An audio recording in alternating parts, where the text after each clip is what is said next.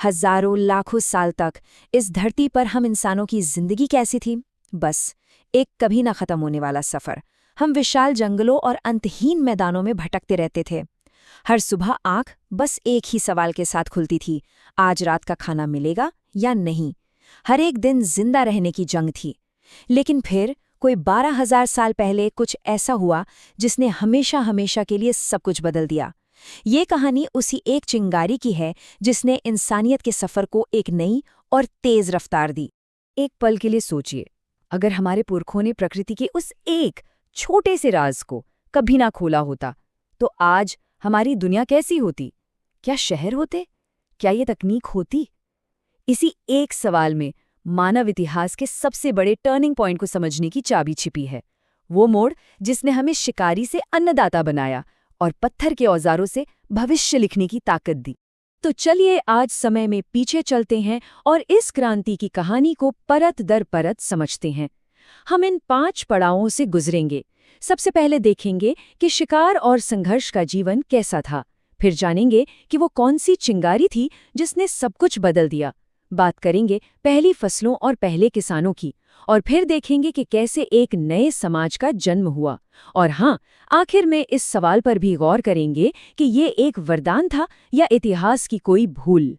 तो शुरू करते हैं अपने सफर का पहला पड़ाव।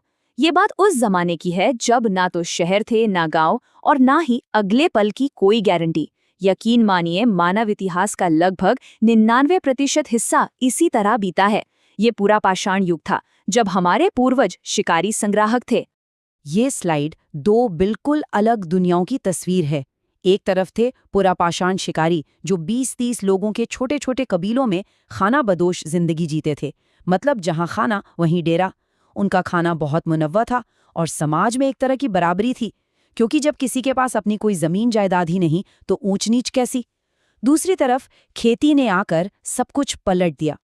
किसान एक जगह बस गया, उसका भोजन कुछ ही फसलों तक सिमट गया, और बस यहीं से मेरी जमीन मेरा अनाज यानी निजी संपत्ति और सामाजिक ऊंच नीच की शुरुआत हो गई। तो सवाल ये है कि लाखों साल तक जो जिंदगी चली आ रही थी वो अचानक बदली क्यों? इंसान को अपनी जीवन शैली बदलने की जरूरत क्यों पड़ी? देखिए, ये कोई सोच समझकर लिया गया फैसला नहीं था। इसके पीछे थी एक बहुत बड़ी मजबूरी, प्रकृति का एक बहुत बड़ा खेल।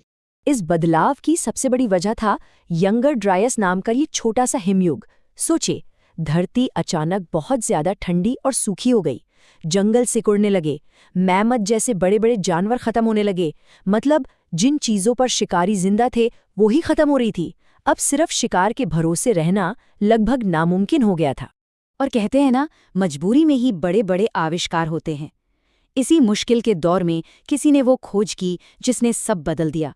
शायद कुछ दाने गलती से कहीं नम जमीन पर गिरे होंगे और कुछ हफ्तों बाद वहां नए पौधे उगाए होंगे। ये समझना कि अरे, बीज तो सिर्फ खाने के लिए नहीं है, इनसे तो नया भोजन पैदा किया जा सकता है, ये प्रकृति के कोड को क्रैक करने जैसा था। मानव इतिहास का सबसे बड़ा यूरेका मोमेंट। तो चलिए अब आगे बढ़ते हैं और देखते हैं कि ये जबरदस्त आइडिया असलियत में कैसे बदला। इस चिंगारी ने दुनिया के अलग अलग कोनों में आग लगानी शुरू कर दी, और इसकी शुरुआत हुई एक बहुत ही खास इलाके से। ये चिंगारी सबसे पहले एक बड़ी आग में बदली, फर्टाइल क्रीसेंट या उपजाऊ अर्धचंद्र नाम की जगह पर। ये आज के मिडिल ईस्ट का इलाका है, जहां टिग्रिस और यूफ्रेट्स जैसी नदियां बहती थीं। और सबसे जरूरी बात, यहाँ गेहूं और जौ जैसी जंगली फसलें कुदरती तौर पर खूब उगती थीं। बस यहीं पर नवपाषाण क्रांति की औपचारिक शुरुआत हुई। लेकिन ये क्रांति सिर्फ एक जगह तक सीमित नहीं रही, इसकी गूंज दुनिया के कोने कोने में सुनाई दी। तो चलिए अब कहानी का रुख मोड़ते हैं और आते हैं अपने घर, भारतीय उपमहाद्वीप में। हमारे यहाँ खेती के सबसे पुराने सबूतों में से एक मेहरगढ़ नाम की जगह से मिलते हैं, जो आज के पाकिस्तान के बलूचिस्तान प्रांत में है। और तारीख देखिए, 7000 ईसा पूर्व। आपको अंदाजा है ये कितना पुराना है? ये सिंधु घाटी सभ्यता से भी हजारों साल पुरानी बात है। और हाँ, मेहरगढ़ अकेला नहीं था। वहाँ के लोग गेहूं, जौ और तो और दुनिया में सबसे पहले कपास की खेती करते थे। इसी तरह उत्तर प्रदेश की बेलन घाटी से चावल की खेती के और बिहार के चिरांद से पूरी की पूरी नवपाषाण बस्तियों के जरूरी सबूत मिले हैं। ये जगहें हमारे इतिहास की गहरी जड़ों को दिखाती हैं और हाँ, अक्सर प्रतियोगी परीक्षाओं में इनके बारे में पूछा जाता है। देखिए, खेती का आविष्कार सिर्फ खाना पैदा करने का एक नया तरीका नहीं था। नहीं, ये तो जिंदगी जीने का एक बिल्कुल नया नजरिया था। एक ऐसा बदलाव जिसने मानव समाज के पूरे ताने बाने को हमेशा के लिए बदल कर रख दिया। ये बदलाव ना एक चेन रिएक्शन की तरह था। सब कुछ शुरू हुआ खाद्य अधिशेष से, यानी जरूरत से ज्यादा अनाज। जब पेट की चिंता मिटी तो श्रम का बंटवारा हुआ। अब हर कोई किसान नहीं था, कुछ लोग कारीगर बने, कुछ कुम्हार बने। इसी से निजी संपत्ति का आइडिया आया, ये मेरी जमीन है, ये मेरी फसल है। और जहां संपत्ति आई, वहां आई सामाजिक असमानता, और इस व्यवस्था को बनाए रखने के लिए शासन की भी जरूरत पड़ी। और असर यही नहीं रुका। किसान को अपनी फसल के पास रहना था, जिससे स्थायी बस्तियों और गांवों का जन्म हुआ। भेड़, बकरी, गाय जैसे जानवरों को पालतू बनाया गया। ज्यादा खाने का मतलब था ज्यादा लोग, और जनसंख्या में एक जबरदस्त विस्फोट हुआ। अनाज को रखने के लिए मिट्टी के बर्तन बने और व्यापार की शुरुआत हुई। जिस दुनिया को हम आज जानते हैं, उसकी नींव असल में यहीं रखी गई थी। अब तक हमने कृषि क्रांति की जो कहानी सुनी है, वो बड़ी शानदार लगती है ना?